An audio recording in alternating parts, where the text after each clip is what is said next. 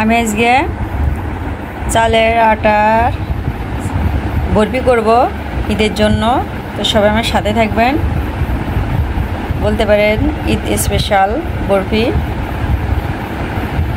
আসসালামু আলাইকুম, আপনারা সবাই কেমন আছেন? আশা করি ভালো আছেন। আমি আলহামদুলিল্লাহ ভালো আছি। তো আমি আজকে চালের আটার বরফি করব। তো আমি এখানে ঘি দিয়ে দিচ্ছি 2 টেবিল চামচের একটু বেশি হবে। তো আমি ঘিটা ভালোভাবে কড়ার সাথে আমি ছড়াই দিলাম। তো আমি এখানে কিশমিশ, কাজু বাদাম, কাঠবাদাম আমি এটা ঝুরি করে কেটে নিয়েছি। তো মাশাআল্লাহ আমি এখন এটা ভেজে নিব।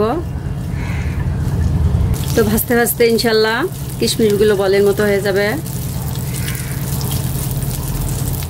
তো মাশাআল্লাহ আমার কিশমিশ, কাজু বাদাম আর কাঠবাদাম ভাজা হয়ে গেছে। আমি এখন উঠাই নিব, পুড়ে গেলে তিতো লাগবে। তো আমি এখন উঠাই নিব। আমি সবগুলো এভাবে উঠাই নিব।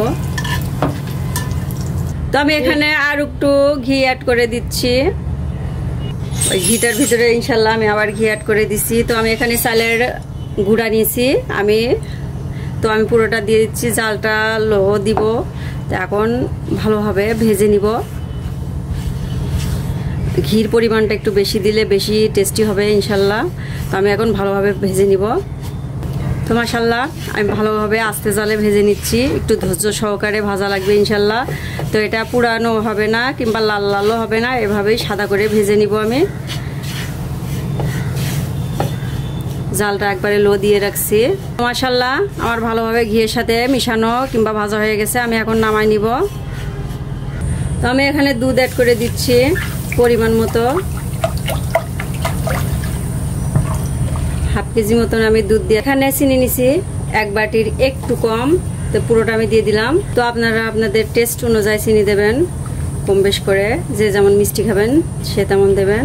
তো আমি ভালোভাবে মিশিয়ে নিচ্ছি। তো আমি এখানে গুঁড়ো দুধ অ্যাড করে দিচ্ছি, হাফ কাপ গুঁড়া দুধ অ্যাড করে দিছি।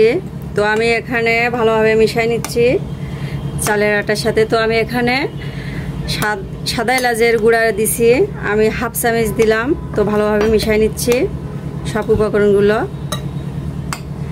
তো মাশাআল্লাহ আমার ভালোভাবে মেখে নেওয়া হয়ে গেছে। তো আমি এখানে 1 চিমটি লবণ দিয়ে দিচ্ছি। তো আমি আটাগুলা দিয়ে দিচ্ছি দুধের ভিতরে। আমি এখন ভালোভাবে মিশাই নিব।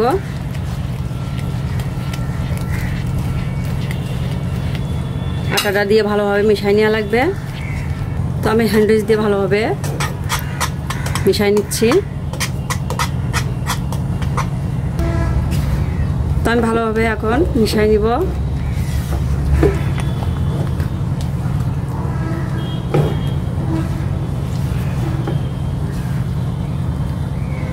তো আমি আস্তে আস্তে ভালোভাবে নেড়ে নিচ্ছি। তো আপনারা ধৈর্য ধরে এটা করা লাগবে। তো তাড়াতাড়ি করলে হবে না। আর কড়াই থেকে উঠে উঠে আসলে তো মনে করবেন যে হয়ে গেছে না, ভালোভাবে এটা মিশাই নেওয়া লাগবে।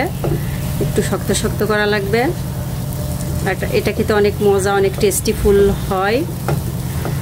তো আমি এইভাবে নাট ইনশাল্লাহ। তো মাশাআল্লাহ আমি এখন একটু নামানোর আগ দিয়ে আবার একটু ঘি অ্যাড করে দিচ্ছি। যত ঘি দেবেন তত টেস্টি ফুল হবে। আমি ঘি দিয়ে ভালোভাবে মিশাই নিব।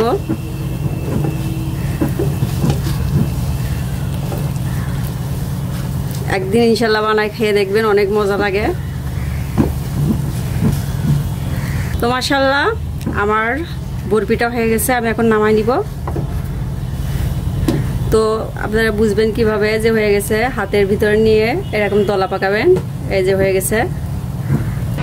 তো আমি এখানে একটু ঘি দিয়ে দিচ্ছি, ঘি ব্রাশ করে নিব।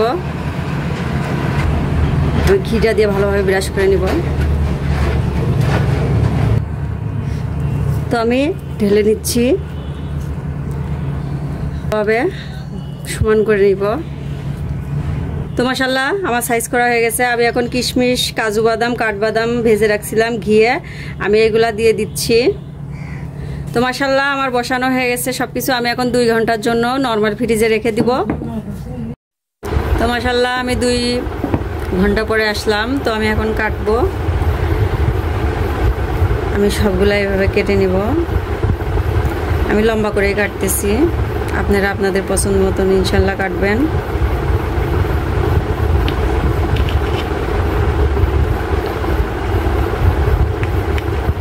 আপনারা আপনাদের পছন্দ মতন ইনশাল্লাহ কাটবেন। আমি 4 গানি করে কাটতেছি।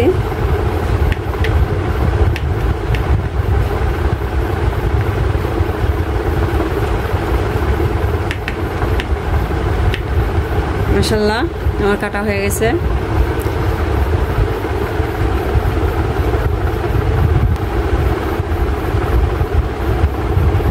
তো মাশাআল্লাহ আমি কিছুটা বরফি উঠায় নিয়েছি, ভিতরে এমন হবে ইনশাল্লাহ। খেতে ইনশাল্লাহ অনেক সুস্বাদু হয়েছে, আমি খাইছি। তো আপনাদের তো আমি খাওয়াতে পারতেছি না, তো বাসায় একটু কষ্ট করে খাবেন। তো মাশাআল্লাহ আমার বরফিটা অনেক টেস্টি ফুল হয়েছে, তো অবশ্যই আপনারা বাসায় ট্রাই করবেন। তো সবাই ভালো থাকবেন, সুস্থ থাকবেন। আসসালামু আলাইকুম, আল্লাহ হাফেজ।